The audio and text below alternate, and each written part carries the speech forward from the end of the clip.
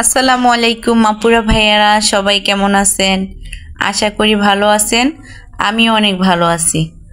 আপুরা ভাইয়ারা, আজকে আমার ব্লগের প্রথম দিন, তো আমি আপনাদের সাথে শেয়ার করব গরুর মাংসের লঙ্কা পোড়া। তা চলুন কিভাবে আমি গরুর মাংসের লঙ্কা পোড়া তৈরি করি আর কি কি লাগছে দেখতে থাকুন। আমি এখানে গরুর মাংস লঙ্কা পোড়া করার জন্য কিছু মশলা নিয়েছি আর কিছু মশলা বেটে দেব, সেগুলো বেটে নিচ্ছি। তো আপনারা দেখতে থাকেন। এখানে নিয়েছি আমি আদা রসুন আমি একসাথে বেটে নিব। আদা রসুনটা খুব ভালো করে বেটে নিই।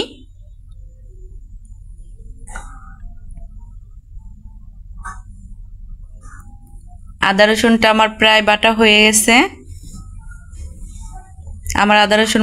গেছে। এবার আমি বেটে নেব পেঁয়াজ। আর এখানে আমি পেঁয়াজ বেশি বেশি বাটবো না, অল্প কিছুটা বেটে দেব। কারণ হচ্ছে আমি রান্না করার সময় পেঁয়াজ কুচি দিয়ে দেব। আর এই পেঁয়াজ বাটাটা আমি দিচ্ছি ঝোলটা ঘন হওয়ার জন্য, এজন্য কিছু পরিমাণ নিয়েছি।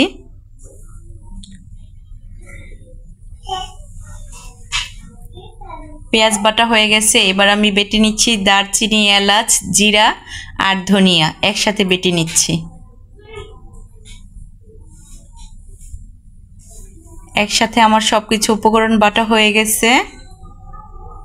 এখন আমি বেটে নেব পোড়ানো মরিচটা। যেহেতু এটা গরুর মাংসের লঙ্কা পোড়া, এজন্য মরিচটা অবশ্যই পুড়িয়ে বেটে নিতে হবে। মরিচটা ভালো করে বেটে নিই। আমার মরিচ বাটাটা হয়ে গেছে। এখন মাংস ম্যারিনেট করার পালা।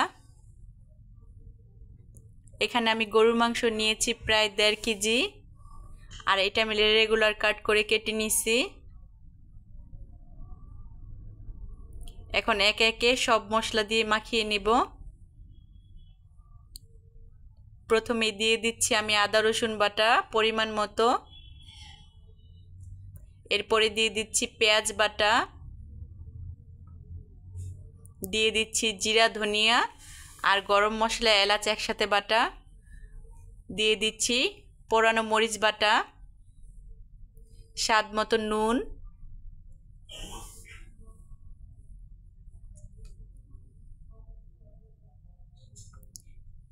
দিয়ে দিচ্ছি মরিচ গুঁড়ো।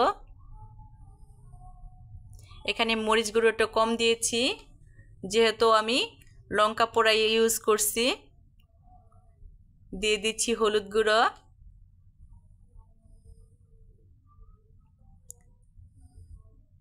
আর দিয়ে দিচ্ছি সরিষার তেল।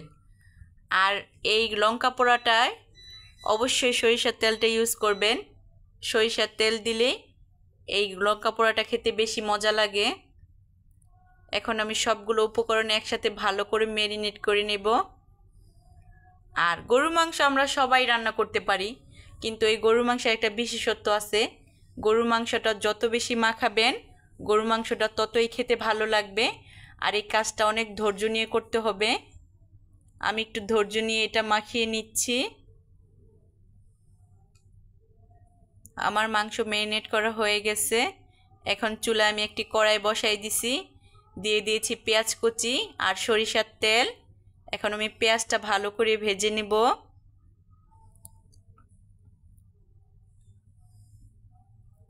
আমার মাংসটা 30 মিনিট আমি ঢাকা দিয়ে রেখেছিলাম। আমার পেঁয়াজটা এখানে ভাজা হয়ে গেছে, ব্রাউন কালার হয়ে গেছে। এখন আমি দিয়ে দেব ম্যারিনেট করা গরুর মাংসটা। এবার আমি পেঁয়াজ ভাজার সাথে গরুর মাংসটা ভালো করে নেড়েচেড়ে মিশিয়ে নেব।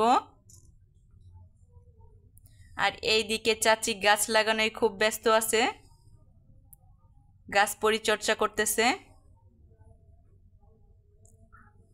আমার মাংস একসাথে মেশানো হয়ে গেছে পেঁয়াজের সাথে। এবার ঢাকা দিয়ে দিলাম। 10 মিনিট পরে ঢাকনা উঠিয়ে দিলাম। দেখেন মাংসের গায়ে থেকে কতটা পানি বের হয়েছে। আমি এখানে কোনো পানি ইউজ করি নাই, এটা মাংসের গায়ে থেকেই বের হয়েছে। আর এই পানিটা দিয়ে আমি মাংসটা কষিয়ে নেব।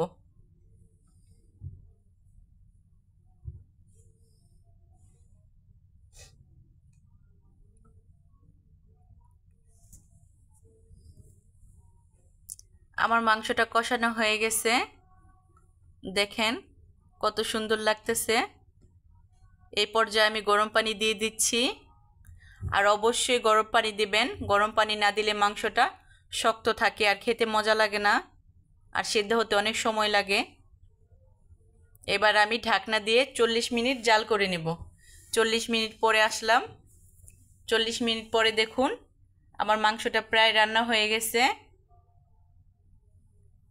এই পর্যায়ে এসে আমি দিয়ে দেব জিরার গুঁড়া, ভাজা জিরের গুঁড়া দিয়ে দিলাম। এবার আমি একসাথে নেড়েচেড়ে মিশিয়ে একটু জাল করে নেব। হয়ে গেছে আমার মাংস রান্না।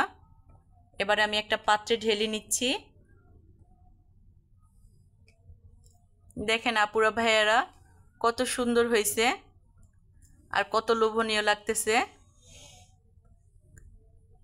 আর বাটা মশলায় মাংস রান্না করলে মাংস এইভাবে অনেক টেস্টি হয় আর দেখতেও খুব ভালো লাগে, কালারটা খুব সুন্দর লাগে। আপনারা এইভাবে খাবেন রান্না করে, দেখবেন খুব মজা লাগবে। এবার আমার খাওয়া দাওয়ার পালা, বাচ্চাদের খাবার দিয়ে দিছি। আমার ছেলে খুব এক্সাইটেড আজকে, আম্মু মাটির হাঁড়িতে রান্না করছে, মাটির চুলায়।